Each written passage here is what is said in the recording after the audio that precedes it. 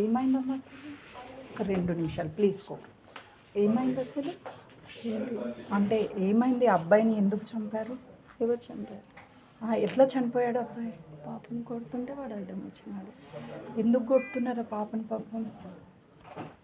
తప్పు చేసింది నా కూతురే కదా. బాధపడకండి అంటే అడుగుతున్నాను. తప్పు చేసింది నా కూతురు.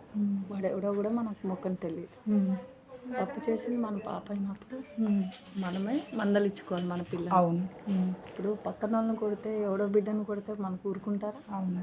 చెప్పండి. అవును. ఇప్పుడు మీ ముఖం నాకు తెలీదు, నేను ఎలా మీకు ఫోన్ చేస్తా? సరే నా ఫోన్ ఉంది, ఒక్కసారన్నా మేము ఆ పిల్లోడితో కానీ ఎప్పుడైనా మాట్లాడినట్టు ఏమైనా ఉందా? ఎందుకు వచ్చాడు ఇంటికి అసలు అబ్బాయి? అదే తెలీదు. ఈమె మెసేజ్ పెట్టిందంట, ఇట్లా మా మమ్మీకి తెలిసింది. ఏమని తెలిసిందని? ప్రెగ్నెంట్ అని. ఎన్నో మంత్ అమ్మాయికి? 4th month అంటున్నారు. మరి అంటే 4 నెలల నుంచి ఏం అర్థం అవ్వలేదా? చెప్పలేదు. 1 month నాకు 20 days నుంచి వామిటింగ్స్ అవుతున్నాయి.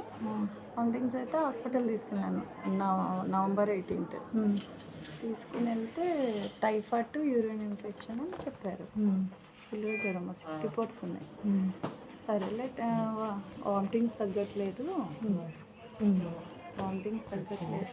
అని తీసుకెళ్ళాం.